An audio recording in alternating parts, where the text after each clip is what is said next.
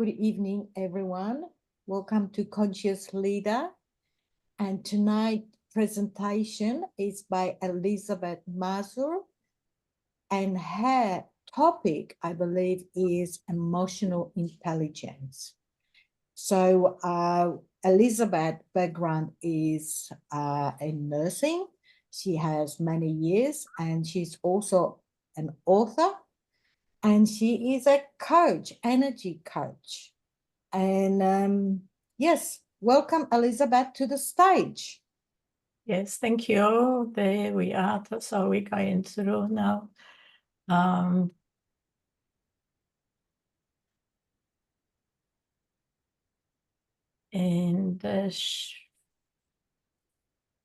Present. yeah, I'm just looking because the screen is covering. No, not that one. That one. Yeah. Okay. And there we are. What is it? It's not bringing. Okay, but you already had open. Yeah, so why it doesn't show? You're showing the wrong screen. Do you have more than one screen? Well, no, I don't think so. Okay.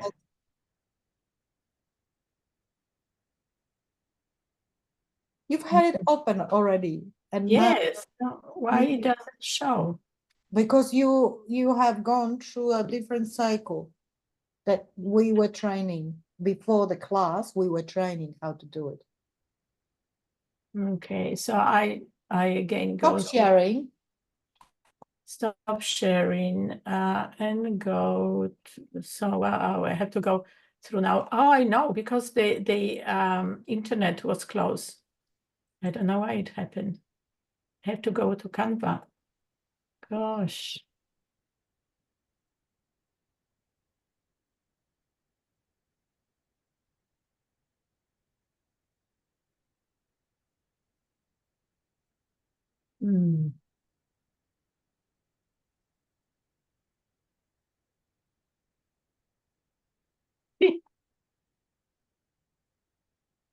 Okay.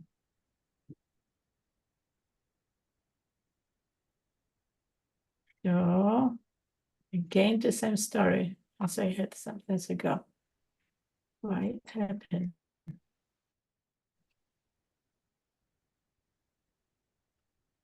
While you are trying to set up, yes, I want to share that Barbara. Yeah, I don't know what happened. Barbara will share her experience in Poland. She was away for a couple of months with her to visit her family, her children, and the country, I believe. And she will be sharing some of her experiences with us. I can't wait to hear about this. Yeah. No pressure, Elizabeth. No pressure, Elizabeth. Just take your time. Yeah, that's what I am just looking. Why I can't do it? Yeah. Okay. Let's just do it the same what we've done before. I know. Share and present. Why it doesn't? But you don't share. You didn't share. Are you on there? You are sharing with yourself with Canva. Oh, Jesus Christ! I did put the share, so I don't know. No, you didn't share. Okay, go again. I got share. No. Yes, share. Now you are sharing. Yes. Wow. Yes. It's here. Share. I can see. Yeah. And yes. Hooray! That's a win. That's a win. Okay. So today, welcome to my presentation, and it's about emotional intelligence. And actually, that emotional intelligence is a set of personal wells, the skills which we learn through our life. So it's emotional intelligence has about putting all together your experiences, your behavior, your knowledge about how to maneuver to have a happy life. And I base on my program on the Dr. Goldman, psychologist, his experience, which he cooperated with Peter Salvoy. They did investigate for 10 years really how to manage with the make a map sort of, and how to help people to have that base knowledge about the human behavior and emotional intelligence, which is very important to act well in your job, at home, with a relationship is very important. So they did like map. You can get map on the side of intelligence, emotional intelligence. Where I went there, it's a humongous map of each part has behavior and what is influent and how to maneuver with that to make the best. So they did like core emotional intelligence skills, which one is self-awareness, self-regulation, empathy, and social skills. So they said self-awareness is the first step to self-care by involving and tuning your body into mind. Emotionally, to identify fulfillment is important to pay attention to things. It's the ability to recognize and understand our own emotions, strengths, weaknesses, value, and drive, and the benefit will be decision-making, actually. So that's how they done it. Now, going back to other would be, or somebody is trying to. So core of emotional intelligence, as I said, self-awareness, self-regulation, motivation, empathy, and social skills. Well, now we're going to emotional regulation, which is part of the that awareness. Self-regulation involves the skill of recognizing and appropriately manage one's of the emotions. This means being able to handle both positive and negative emotions effectively. For example, if you involve staying calm under the pressure, not reacting impulsively when angry, and you imagine that stress. So that's one. Then he was talking about the exploring path of self-regulation, which is very important in social emotion skills. So you have people behaving, they may be overjoyed or worry or some pain with the situation they were in, or depressed, or even angry and ignorant of a situation which they experience around. So they said self-regulation, the ability to manage and control your own emotion, response, and behavior, particularly in challenging situations. And then benefit of that will be building enhanced decision-making, build confidence, and promotes self-growth. So then we're going to impulses control, which one is part also about how to manage your behavior. So it included the ability to resist and impulsive action and reaction. Individual with a strong self-regulation can think before acting, make thoughtful decisions, and avoid behavior that may lead to negative consequences, which often happen. So I'm going through the statements. I don't want to mess up. We can discuss later. If stress management is a self-regulation and compassion strategy for coping with the stress and anxiety.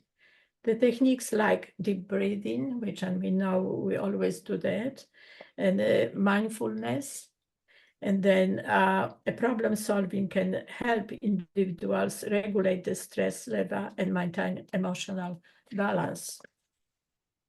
Then we're going to self-discipline, which also is part of that self-regulation. It's self-discipline is the ability to set and achieve goals. People with a strong self-regulation skills can delay gratification, stay focused on the long-term objectives, and work persistently toward the goals. So that's why it's so important also. The benefit of that is improving stress management, foster reliability, integrity, and enhance adaptability. Sorry. So now we have motivation. So it's different kind of motivation we have. It depends how you grow and where you're up to, but it's very important part. So one of them is conflict resolution. Managing emotion is essential in achieving peaceful conflict resolution. Those who can regulate their emotion are better suitable for the engage in productive communication, and we know that, and are more likely to find mutual acceptance solution during the disagreements, which it's that. Okay, so now let's try some self-regulation activities with that behavior of, as you see, the faces. So definition first is a driving to purpose goals with the energy and persistence, guiding you to inner passion rather than external rewards.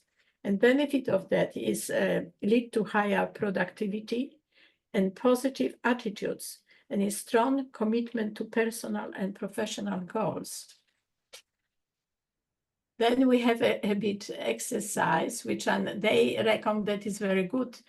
It's feeling thermometer. So thermometer exercise mapping your emotions. So this exercise involves drawing a thermometer and labeling it with the various emotions, ranging from the calm and the bottom to very upset at the top. Here, how to do that exercise. First of all, draw the thermometer with the temperature gauges on the left-hand side and label it with the different emotions, which calm at the bottom and very upset at the top. Write down what can make you feel that way at each point of the thermometer. This exercise is a great way to identify your triggers and understand your emotions responses in different situations. So actually, they are also saying, so not only adults, but children can do, any group of the people. You can do even probably in your sharing of your lectures. So that's put people to different stage of mind. So you might give them sort of printed maybe the thermometer, tell them what to, and eventually make a statement for themselves, because they can see where they are about and why, even that fellow maybe. So that's that. And then we have a positive self-talk. So positive self-talk, actually, it's an activity, they said, so it's good to make cards. And on that cards, write, I've got this. For example, if somebody talks about it, he said, I got that. Or another, I am compassionate and I can change. Or I trust myself feelings. So it's giving you power in, and I am myself. So that's could be that. And that will be empathy. Also, which one is part of the emotional intelligence. So definition to that is a drive to purpose goal with the energy and persistence.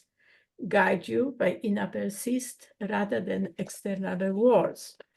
And benefit of that is enhanced relationship, improve commitments, and builds a trust and respect from others.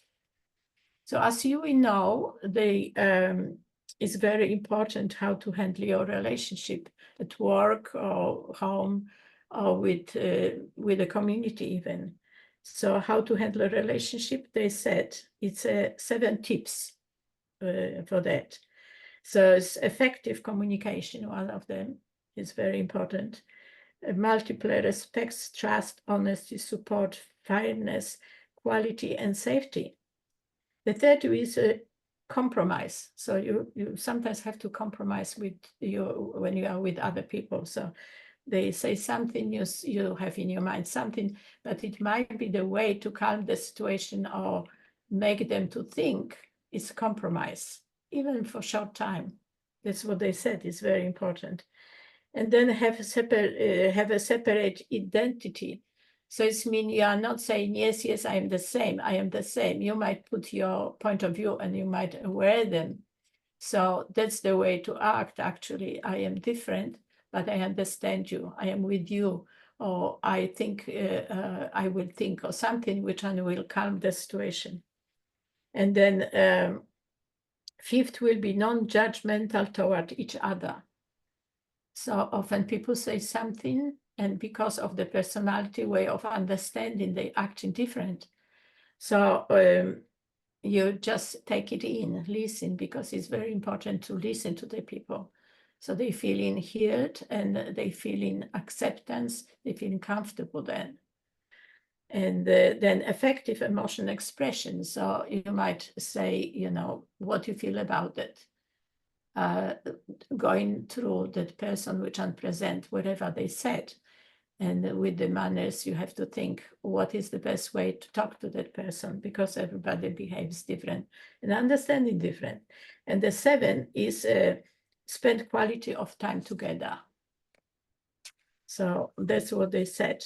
Now there is 5 pillars of emotional intelligence and the strategy of relationship management at work, for example. So they said it's 4 components to that management. It's customer relationship, loyalty, profitability, and satisfaction. So the first measure, how many customers are loyal to your place, to your company. And the loyalty is measured through the repetition of sale and well as referrals. So that's how they measure that. And then what is the 4 strategy of relationship management?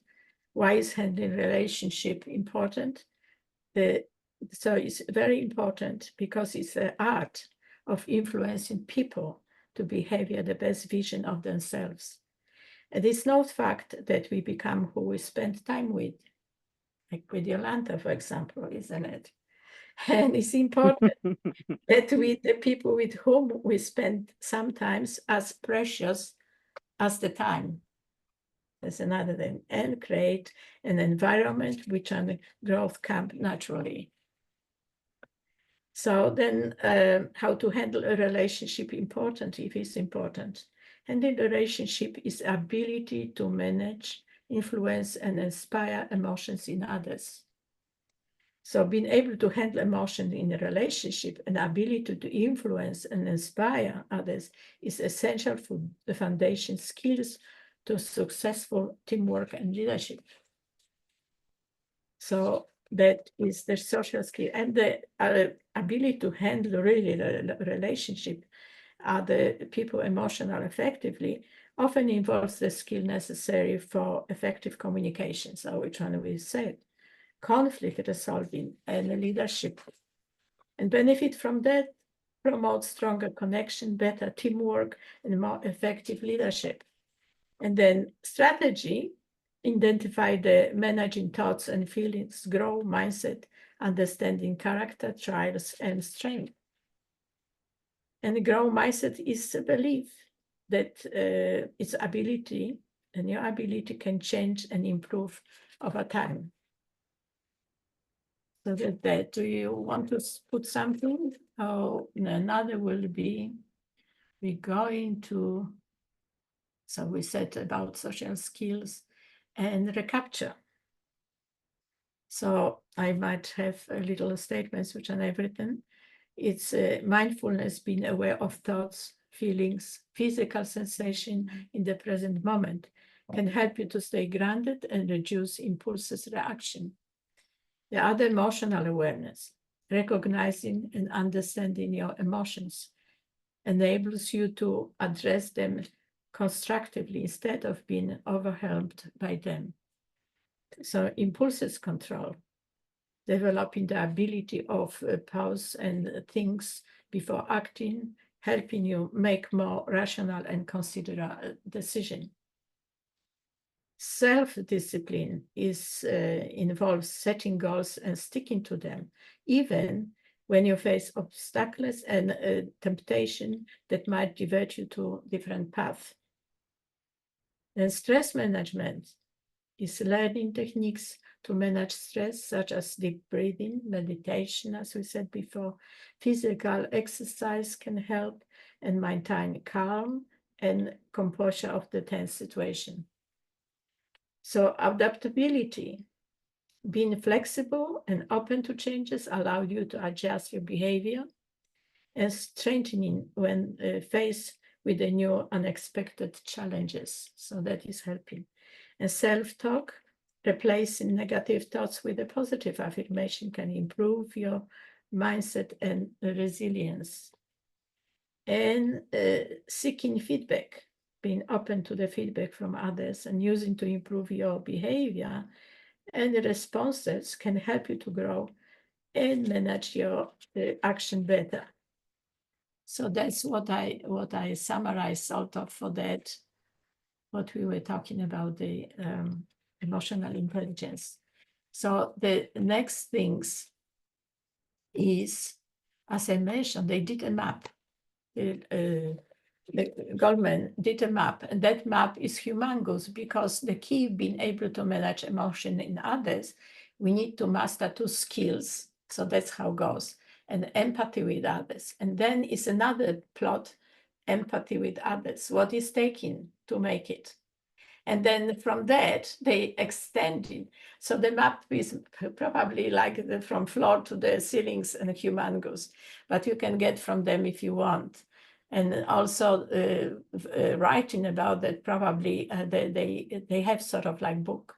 The mastery turning into people emotion, being able to drive the emotion state, being able to bring others into the emotional realm. And that is to that drive, to that mastery, setting emotion tones and interaction. So that's like exercise they do on the map. What else you can do?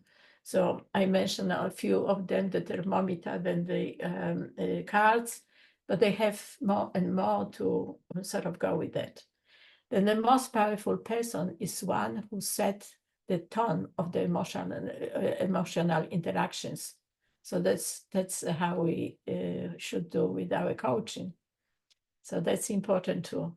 And then for abilities, negotiation, personal connection, and social analysis, organize group, coordinating them, and also they going further and further about it, how you can coordinate group with your emotions. So if you have all of the knowledge about, then you can present in calm environment and have a picture, because you can see and feel from other people how they're reacting to certain situation. It's like you said, you feel that person, but on the other hand, they say, so actually you're sending message, because you have to learn how to be neutral inside, because they're picking up some people, because as you know, the life is vibration of the energy. So we send in energy to somebody else through the thoughts. So we have to learn. That's the other part of the intelligence. And they did investigating on the scan, other parts, even blood check, because there is the changes as well in the blood, because the hormones are sent a certain way. So it's a lot of deep investigation. They did 10 years that, and they're still updating things. So social analysis, how the people reacting, how they memorize things at the moment when you do work with them. So that's how it's important. And they don't become the social chairman allowed you to act alignment with the value and feelings, no matter what. So when you have that big knowledge about it, you have more influence on others. You can open up the mind, and they're happy. So it's very good to be with that kind of people actually started with. Because if you, like we started, and I did, with the coaching, my friends, I can see how much difference they are from me. So they can understand, they're thinking they know everything. So that's other things, so we have to find out a way. So that's how we have to improve ourselves before improve others. So that's what I learned. So thank you. Do you have any question? Thank you, Elizabeth. Okay, Elizabeth, I have a question. Yeah. So for me to say that I have developed, I have a well-developed emotional intelligence.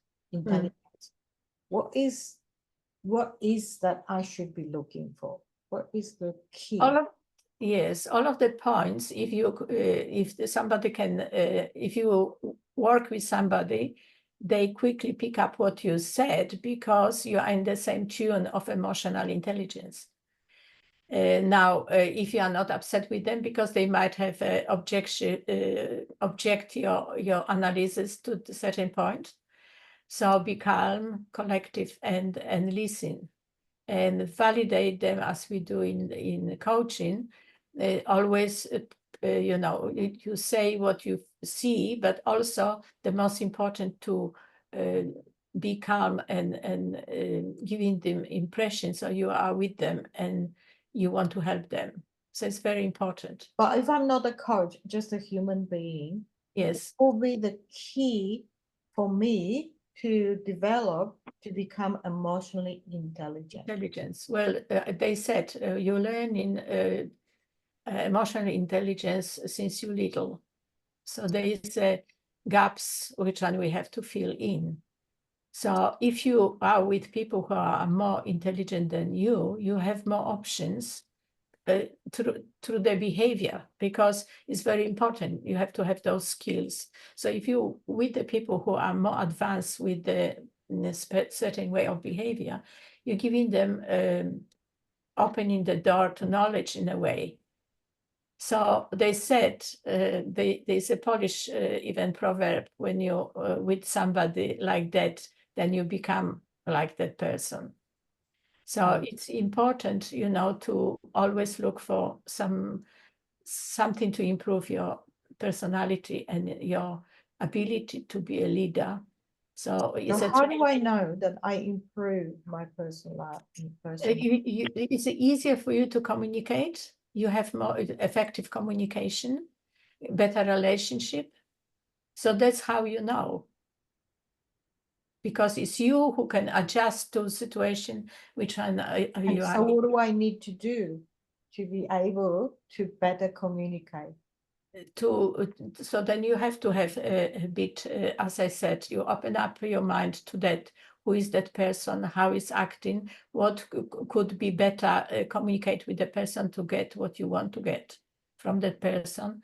Or if you're teaching to transmit the message which you have for them. But what if I am emotionally disturbed about what they are saying? Yes, well, that's what the intelligence is saying. You have to accept it. So everybody is different. If they're different like you have to accept as they are. Wherever you gain, if you gain for good relationship, so you have to not interact with them aggressively, always calmness, listen to them. It's very important, even if they're different. So listen. So when we listen to people who might be telling wrong things, and we have to calmly accept it. So when are we going to make a progress? You're making progress itself because you see the difference in a way. They either pick up or they don't. Maybe they see on a different angle. And as you know, everybody is different. One is visual more, in other words, it's aggressive with the actions, and they want that person or have more power, what you have, or you just jump in with the conclusion so they can't or something. So that's why when you communicate with somebody, even when I did with the sick people, I accept them as they are, first of all.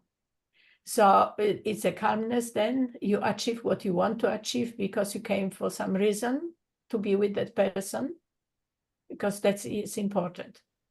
And then you say that when you are in a situation, and so the first step would be to assess whether they are below your level of thinking or above your level of thinking, and act accordingly. Because if you decide that they are below your level of thinking, and if you are you can't deal with this emotionally, then obviously you can't make a relationship. But if you decide that, okay, they are on a lower level of thinking, therefore I have to find a way to communicate on a lower level. Well, you might do that, or you might just accept it so the person is on different level altogether. It's not that it's lower because it's yours. Yeah, they might be on a higher level of thinking. They might be higher level And they need different space. And so what I'm referring it to the emotional intelligence is the first step is to assess where am I in relationship to that level of thinking. With yourself first, because as you know, you have to work on yourself.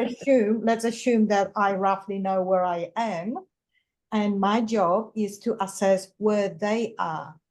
So then I can come to the level, or if they so much higher, accept my position and be emotionally in control of yourself. It's like, okay, well, maybe I'm learning something here from this person because they are on a different level of thinking. And maybe I need to ask a question, be more curious. What can I learn from you? And perhaps you use your heart connection more than your head connection in that case. Exactly. What I remember from childhood is that early childhood is that the side that stays calm wins in any argument. It's because your energy doesn't go away from your brain to fight something, but it's there for you to think. So I think I remember that with my mom, is that, and then I noticed with everybody else, the moment you calm down, I mean, you are in an argument, and then the moment you calm down, the other person starts arguing, you have won, right? So, but it is when you want to win in a leadership situation, you want to have better communication, which brings us to rapport, whichever way you define it. Exactly. And you want to lead. And you want to do pace-based media. you wanna pace-based lead. So yes. It's all about assessing. The first step, I say, in emotional intelligence is assessing where I am and where is my communicator at that given time. And then, you can use different techniques, like you said, Barbara, connect with the heart. Use some strategies and techniques from the heart. It's funny how empathetic or be, rather as opposed to be judgmental. This person is there, or this person is very powerful because it has the knowledge and I don't. So have a range of emotions at hand to understand where I am at this point. How can I connect with my heart, and how I can make the better out of the situation. That's right. And use that person's knowledge. I think I do remember a conversation with some manager. Somebody pointed out to a colleague of mine to say, watch out, because this guy is getting more clever than you. He knows more than you do. And he said, I hope so. And so in my life career, I'm talking about my life, I always love when there is a situation when the person assumes that they're able to grow, because it challenges me as well. And if they decide that they want to be under me, well, that leaves me potentially exposed, because it's always more to learn. Yes, there is always. That's right. And it's fun. It's a very, very typical case of something. I mean, all those principles, we already intuitively know all this, right? We just need to to somehow bring it to our consciousness sufficiently, whether it is heart consciousness or thinking consciousness, so that we can use it effectively. So yeah, to protect ourselves, to drive things forward. So it's great learning, great learning and great reflection. Great reflection. I think just looking at this, it's the, you know, one area is to be able to manage our emotions, right? Which It's the can most be important. challenging, but I think logically, now I'm thinking logically now, if we are able to locate ourselves on the spectrum of levels, then we can deal with the emotions. I would say I don't understand that, because that means that you are judging the other person whether they are above you or below you, and I don't think okay, that's a challenging, that what you're saying. I don't think that I would call it judge. I was just, you know, we always have to decide where we are at from our perspective. But only to identify the gap, so you can Identify the gap. And yes. so, for yourself, you know, because sometimes Yes. people are in the conflict in relationships, from my point of view, is that people, you know, let's go to the work environment. People assume a power, but then there might be someone who is not in the power position, but it might have a more expert knowledge in the area, in particular area, right? But then the power overrules. And so how do you deal with this emotionally? Well, yeah, it's a tricky thing. I always noticed that, I mean, I had a very good headmaster of my high school, and the thing that I noticed about him, and that everybody noticed, and I think that gave him the power, he was extremely phlegmatic. And when I watched him, I thought he will take whatever time it takes to do anything. And yet he was a very good headmaster, right? There is strategy in a method. Oh, everyone has the strategy. You're right. You know, phlegmatic people have their strategy, and energetic people have their They've got strategy. their own. Yeah.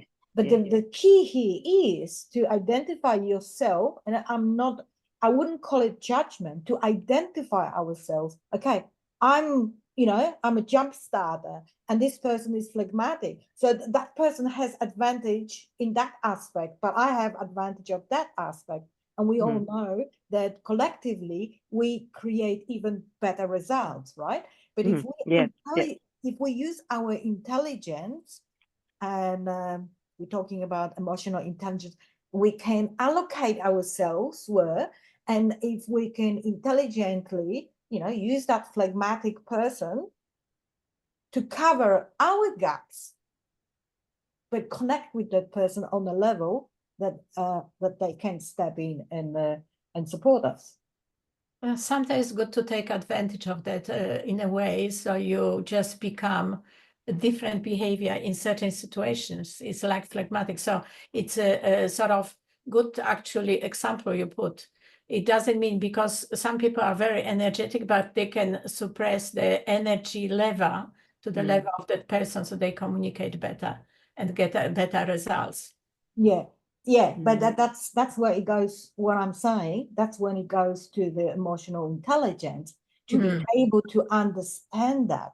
And so, because on the same way, the phlegmatic person can overpower the energetic, and the energetic person can just blow up, right? So in emotional intelligence, be able to recognize the game, and being able to play and take the best results out of everyone.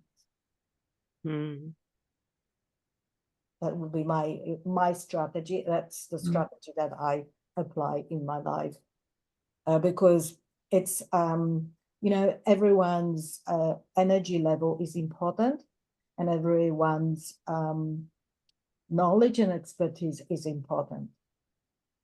As you were saying this, I was thinking that really it is because we all have some level of I mean, we have our behaviors. It's the awareness, being aware of the differences. But then I remembered Remy talking in one of her lectures that he say being aware it's not a solution. So No. now that you know, do something about it. Yes. So that's when I think someone mentioned the word, the final is to act upon. So yes. Awareness, it's a good start.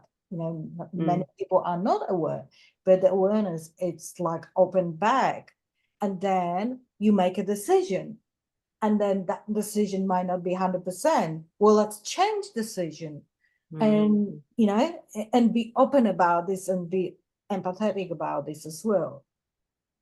Well, yeah. And remember about your values. Yes, yes. So you don't get lost in the game of, you know, pleasing everyone. You still remember that the number one person is you. Yeah. And I just realized that at the beginning I said that, well, all this really we have inside you, and in a sense we intuitively know this, but then intuitively knownness is less than awareness. So then getting the awareness, I mean, I just justified in my mind the existence of that as a direction in psychology, in a sense, because previously I thought, well, yeah, it's nice and it's touchy-feely and kind of know that, but that's not enough. Yeah. Especially that you can actually use that to influence people, or you can recover from being influenced. Yeah, that's right. So going by that, self-awareness is the first step to self-care. Yes. By involving tuning into the body, mind, and emotions in that five fulfillment, and how is it important to pay that attention. So that's the first step of awareness. That's how he put the core of that, you know, self-awareness. And self-regulation says everything is self, not others. You are not regulating others. You are with others. You are part of the relationship, and you have to think how my emotion could apply, but be calm and collective. People, as I said, give the pause. And if you don't give an answer straight away, give that pause and think about it. And then your energy level will be different, not aggressive, because that's other things could be. So that's why, and have empathy. Because some, as you said, they're phlegmatic, or they have different way of understanding. The people have different connection in the brain even. So I learn from patients how they behave and why. Some of them, they had a stroke, so they have different way of connection. Rebuild, maybe. I had one which returned back to work after stroke, but different way of understanding and take a time for him to act certain way. So all of the things is the emotional intelligence, awareness, how we should act with others, not judge absolutely, more compassion, understanding, and give that space for person to say what they want to say, because by that we know what they're thinking too. If you cut them short, you don't. I want Barbara, go ahead. I want to add something. And then I'll go ahead and add. I wanted to add something to Barbara, what she said previously about the gut feeling. And I have been listening and talking, listening to the groups, and I now understand more gut feeling. And, you know, like we do have gut feeling, and sometimes logically we want to contradict. And then over time, we look back and say we should have done with the gut feeling. And so now I've expanded my understanding of gut feeling. Gut feeling basically is something that our subconscious already know. So if we are growing and we are adding the information to our bank of our consciousness, then that's where the gut feeling is, because a gut feeling is a combination of experiences about the knowledge and awareness and so forth. And suddenly that gut feeling may be slightly not in line with the logical, but many people have confirmed that when they follow gut feeling, that actually was the winning formula. They didn't have the answer straight away, but their body had the answer. We can't hear you, Barbara. Oh, so I was talking all the time without talking. I think that's what we are learning, and that's what I was going to kind of summarize it from my side, is that that is the biggest learning that I'm getting from coaching, is I did not have that language. Yeah, and then if you were talking, if somebody asked me to talk about people's emotions, I would be, I mean, I understand them, I feel them, but I would be out of place to open my mouth. So great learning. Thank you, Elizabeth. Yeah, thank you. So your subconscious already knew the answers, but you couldn't logically explain. Exactly. Or not even explain. I felt uncomfortable. Sorry, to talk about it, it's just like intruding in somebody's space. It's just being in a list too close, right? And who am I to say that, right? So anyway, thank you very much for this discussion and for this presentation, Elizabeth. It certainly triggered a lot of thoughts in our heads. So because I'm conscious of time, I would like to give a spot to Barbara now for her to share her experiences from the recent trip she had in Europe. Wonderful. Now, I also have slides. Can I share? Yeah, sure. Oh, yeah. Yes, you can. Elizabeth, if you stop sharing. Yeah. So I'll share this one. Okay, and I'll just make it big.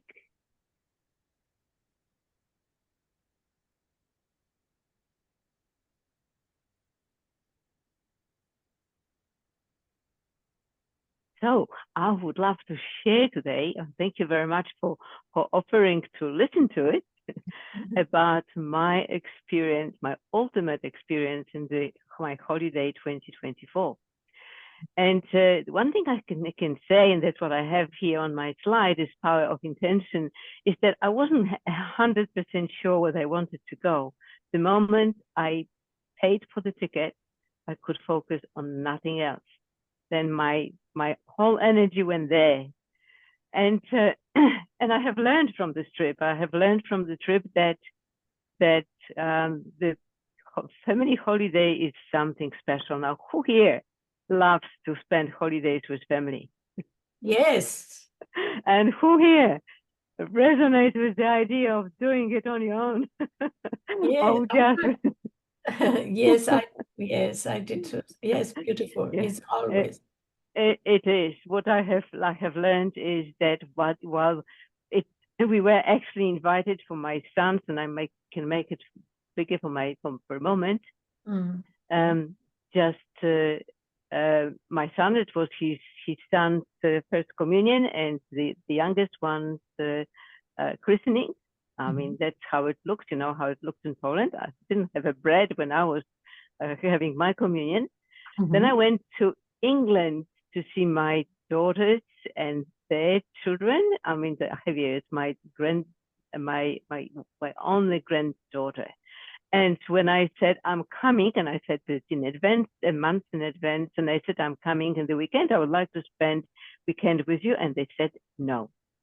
And I thought, I said, well, I will stop at your place first, and then I will go to Poland because it's a bigger thing. And they said no. They put up the bound because I didn't ask them. I said I was coming. All right. So when I said, okay, I will go to Poland first, and they said, but you can't go back home without coming and spending time with us. And I said, well, it will cost me the same much as like another trip. I'll come in a year. And I said, no, you've got to come. And of course, what don't you do for the family? I wouldn't go home without sitting seeing my grandchildren. So of course I went. But it made me remember at the board that I saw once in the market, which says, "Friends are welcome anytime. Family by appointment." It stood in my mind, and I found it true. So you went back to England on their terms. I went to England on their terms to spend a weekend with each. And then went back to Poland and then came home. So it was an extra effort, and I did not appreciate them not appreciating me doing it that way. So that was the family experience. Now I learned there from the day one. I went on day one. Actually, my son asked me to go with him to pick up Stiemek, the smallest boy, and he's only 3. And in the kindergarten, there were posters. The poster which said the zegar of values, the wheel of values, and the poster on behaviors. We learn by mistakes. We help each other, and also because in kindergartens they now introduce additional language, a key catchphrases in English, right? See you soon, baboon. And things on blower keys, goldfish, and things like that. So I learned immediately. Nice. And then I learned, of course, when we go to back home, we look for what changed. And as with change, it either resonates with us, it either means nothing, or it really hits us. So in this case, in Warsaw, that's where my son lives, nothing was a surprise, but I did reflect on the fact that we have got the Pałac Kultury there. I imagine you both speak Polish, do you? Yes. Yeah, but the Palace of the Culture is that used to be the tallest structure, and everybody hated it when I was little because it was a gift from Soviet Union. But it's such a beautiful structure. It's huge. It's humongous. It offers so much potential. But yes, it does actually give the character to the city. So I suppose that's what people didn't like it. But I feel that it's very useful, and destroying it will be a mistake. We went to Łazienki, and I don't need to explain it, Łazienki. And in front of the hotel, of Ibis Hotel in Muranów, Muranów, was this monument, which, well, it really relates to the memory of Jews that were taken to the Siberia, but it also had meaning for me. I'm not Jewish, and it was not in Warsaw that it happened, but my family was taken to Siberia as well. So it had a meaning, and it is very expressive. So that's what I wanted to say about Warsaw. So what triggered me is the emotions, right? But in this case, it was memories. This monument of Jewish victims was different, but overall it was nice memory. Nice. I am from Trójmiasto, and I was born in Sopot, grew up in Gdynia, and got married in Gdańsk. So I'll start from Gdańsk. Nothing changed much from the surface, but the town is greatly renewed, and there is a lot of foreign capital going in there to make it look beautiful, because the focus of the city seems to be on tourism. So this is the main walking space, Długa in Gdańsk. This is the train station. I think it took the city about almost 20 years to renovate it. It now is brand new. It looks brand new, and I don't have the detail, but it is impressive, amazing, and makes you feel good about the town. Coming back to again to the main place where people come, tourists come, is Motława. That's where this is the 14th century. What do you call it? a place when they were when the merchants. Pardon? Spiegler? I'm sorry, I didn't catch the phrase. No, no. Is it Spieglers? In the front. No. I didn't understand it, but maybe I'm not hearing the sound properly. But in Spieglers, yes. But what Spieglers is somewhere where the merchants could load the products onto their ship. What is new about this place is that extension of it goes to Stocznia Gdańska, which doesn't exist, and there is a totally new suburb. And when I saw that for the first time, I couldn't stop crying because it was so different. And it was actually a rainy day, and I got really better cold from that. But it was an emotional shock. Across the Motława, there used to be in the past a ferry that was sort of pulled by the wires. And one day came a ship when I was still in high school, I think, and turned this ferry upside down. About 20 people died. So they never did it again the same way, but they are instead now bridges, because more and more people are coming. The bridge is actually, this thing is a swivel bridge. It swivels back into the middle, onto this piece, so that the boats can come both ways. And there is another bridge that is lifted up and goes down. Don't know what the English term for that. And the right side of the town almost didn't exist. It is now like South Bank. Wow. So there is a wheel there, the big opera, heaps of restaurants. May I say that as I was probably 14, I think I was 14, something around that. And we stayed, I know there's a bridge here, and then we stayed to the right, just behind this building. There was a school. My uncle was a director in the library school systems, and we were on holidays there. Wow. And I remember coming through this bridge, and then on the right, that was this structure. I remember it vividly. No. That bridge is not older than 5 years old. So that must be some other bridge. So I mean, where I'm standing, or I'm on the side of the bridge, which is the normal bridge going to the main the Ługa Street, and I mean, there are two rivers. One is Motława, and there is another one. And I think that school probably was on the other one, but there was nothing here. It was kind of no event place. We always had to go through the bridge, and we were right in the center. Yes, that's right. On the left hand side here is that street. That is the center. That is the center. I'm pointing with my fingers. And also when I was in Gdańsk, it was the Mozart Week, and that's what it was in the big park of Oliva. Oh, it's not a big park, it's a small park, but the big occasion, there was a huge Mozart concert every week for free for the public. And there were actors walking all around the park for the whole day. So that was quite an experience. So that was Gdańsk. And if I mentioned the shipyard, well, it's almost gone. But the big cranes are too big to probably dismount. So they will stay there who knows how long. I have seen so many pictures now showing that almost as a feature of Gdańsk.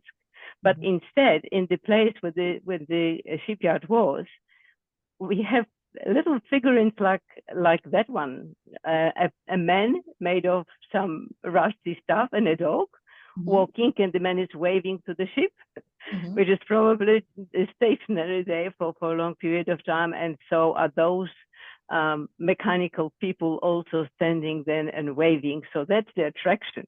It all looks very messy at the moment because the process hasn't been completed. But the shipyard disappeared, but the port didn't, except it got shifted. And it got shifted to the part of Gdańsk where I lived in. And now there is a huge, this Gdańsk Stogi, it's a huge beach that goes for kilometers. And it's wide beach. And as you enter to the beach, on one side, and that is on the right side, the wrong side, it's you can look for kilometers. It is sand and beautiful space. you look to the left, and almost in the reach of your hand is a big port. So that is not nice for the suburb where I lived, but I suppose it's a new port, so it's good. So I've been, yeah, okay. Yeah, sorry. So it was again about the change. So my grandmother used to live right next to Stocznia. Those buildings don't exist, so that was a sore point. And also seeing those figures, I didn't see them funny, right? They look funny on the when I show them on the photos. When I went there where the shipyard was, and it was all in the state of disarrangement, it wasn't a pleasing sight. But it's a work in progress. So I learned to feel the change. I did meet a friend from my university, and there is so much. I mean, the big ship. It was quite coincidental that in Gdynia, that's where I grew up, that in Gdynia there is a pier. It's a walking pier in the middle of the city, where the boats stop. And as we went there for a walk, it's such a nice place. This is Debek-Kozyra, which is there used to be Debek-Kozyra, and now it was a new ship that was built some time ago now. I'm sorry, Elizabeth, I interrupted you. No, just said for students, when I went to 2017, so I saw there was a difference, and they were started building and taking some stuff from that place where all of the union had occupied and things. They're going to change, then they said. So yes, that ship is 100 meters long, not feet, 100 meters. And as it was coming in, it's actually a small basin, so it took an hour to turn around to be able to stop in the mooring place. And they were the students. It was the end of the school year, so they were about 200 students standing one next to another, just welcoming the coming home. So quite an experience. And never before saw swans in Gdynia, and there are some totally new places I haven't seen before. So that was again change. This was a pleasant one. So, Barbara, yeah, are you the one on the left? I am the one on the right. On the right. You say you are lookalike. No, it's the same face on the right-hand side with the glasses. No, I'm just saying that you're looking very similar. And I'm thinking, I think people do match each other when they become friends somehow. yeah. So anyway, it was a very, very pleasant day. I only saw it for two hours or so, but it was worth remembering. And where I was born was Sopot. It didn't look like that. I think the only thing that is left from the time is those heads, as I call them, sorry, beautiful buildings, Hansel and Gretel type buildings. And I think I remember from childhood the pier, the Mall of Sopocie, and which the difference now is it's beautiful. A lot of people go there, but you have to pay to get on it now. So that's the difference. Oh, that is a mess. That's right. So I didn't go. And that, if you may remember, there used to be a beautiful, very high standard hotel, Grand Hotel in Sopot. That's how it looks. That hotel. It's right next to the beach. It is right in front of the beach. It's a park and the beach. It's no longer Grand Hotel. I think it has now a name that I don't remember what it is, but it is one of the known hotels, so it was taken over. But the use of the beach, progressed into commercial sites. You can see the resting places and umbrellas, and the beach is as beautiful as it always was. So, and nice things too. And again, a bit nostalgic, but nice. I have learned also that Poland is very creative. And that is in one of the shopping centers, I saw the generative thinking, and that, I don't know what it, I mean, it was shopping center. So, and I think those figurines relate to the seasons. So the spring probably is pink, and summer is probably orange, and the green is probably autumn. But those dresses were, it was masterpiece. They were made all of loose, artificial flowers. They were all made of flowers. So absolutely beautiful. I've been in Melbourne, similar exhibition. I have a pictures, I did video even. Oh, really? I have never seen anything like it. So I went a few times to take those photos. And this was in one of the hotels in Warsaw. When I looked up to the ceiling, there was this board, which was probably a result of some strategic planning, which focused on the key values of the of the company to greet the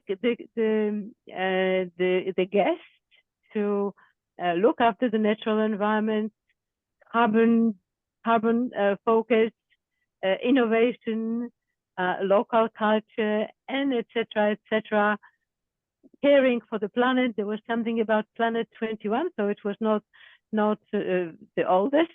But what I found, why I put it there, I found it quite heartening to see that everybody does the strategic planning, and it is actually prized to even put it on the ceiling if somebody cares to look out. So and that more or less is all. The one slide I wanted to show to finish is when I showed you at the beginning that I was having breakfast with my youngest daughter and her daughter and her son. That was where we were having breakfast. It's a commercial restaurant in the middle of the river in Suffolk in England. So that was my ultimate experience in Europe. So summarizing, I did get my personal emotional treatment. I learned something from it. I didn't mention the weather. We treated us like we were foreigners totally, because it was between 30 degrees in Warsaw and 9 degrees in London. And it changed, so it was cold, and I learned so much and get to appreciate so much change. There is such a cosmopolitan place, Poland, as it never was before. It's a good side when you can hear people speaking different languages. Too much crowd, I would say, and is the other extreme. And obviously, so much development, almost as much as it is happening here in Brisbane at the moment. That's right. Oh, fantastic. Oh, I'm so glad that you share this with us. It's always good to see others' point of view, and certainly you have had a different look at different things. Fantastic. I did link it to my learnings a little bit. Yes, and you linked it to your learning. You've intentionally showed what you've noticed, and which is obviously relating to your learning as you're going through right now. So suddenly learning about myself. Suddenly, would you say that you notice more things, or you see things in a different way? I see it in a different way. It didn't stop me feeling really hurt by my daughters putting their terms on visiting, given that we came from so far. But on the other hand, I did not ask them, right? Although I gave them plenty of notice, I didn't ask. Here you are. You've learned the lesson. And actually, it's so easy to talk about it now. I had, following our previous session, I had a coaching session with Christina, and I actually don't remember what we were talking about. We talked about everything, but the next morning, I felt lighter. You feel lighter? I felt lighter, like I didn't have to. One less worry, or whatever it takes to feel lighter. So yeah, I didn't have a whinge. don't know, but I did actually talk about that, and it was actually hard to say. But after that, it's no longer hard to say. So I have actually put it to bed. You put it So to you bed. coach her, just for me to be clear with that. So you coach her, or she did? No, she coached me. She offered to coach me Okay. on, I think, 2 weeks ago. It was 2 weeks ago. My internet didn't work very well, so I was in and out. And when I came in, and she was actually talking to some people, asking for their experiences on something, and I of course made a judgment on what it is, and I said, I'm hiding. She said, I can't coach you on hiding now, but why don't you come and talk to me? And I couldn't refuse such an offer, right? Awesome. So now you feel much lighter, and you are smiling about the experiences that otherwise you had an opinion about, and you No, were I had a feeling. you had a feeling, and it was stuck somewhere, and now it's out in the public, and you can laugh about this. This is And I can laugh about it. That's right. learn something from your kids. I did. Well, I learned that they learn. Yeah. And actually, I mean, I learned from those posters that what we are learning today is bringing us up to scratch with what the children are learning right now. And if we are learning, then our experiences obviously are going through the same process. Sure. That's right. Awesome. Happily. Thank you. You're It's getting late now. You Thank probably you. have some other things to do. I really enjoyed both sessions. Thank you, Barbara. Thank you, Elizabeth. Thank you. And in 2 weeks' time, I think it's Anna who will be talking about referrals in the business. Her business now is booming. So she will share how she built her business, and might trigger some ideas in our heads. How I think quite a lot, because I'm getting a lot of questions around that space in coaching sessions. Awesome. So just bring your questions, because she is experiencing it, and we can expand her knowledge and have her views on that, and learn something. I So wouldn't about miss learning it here. for me. Thank you. Thank you very much. And good night, and have a Good night. wonderful 2 weeks. Good night. Bye-bye.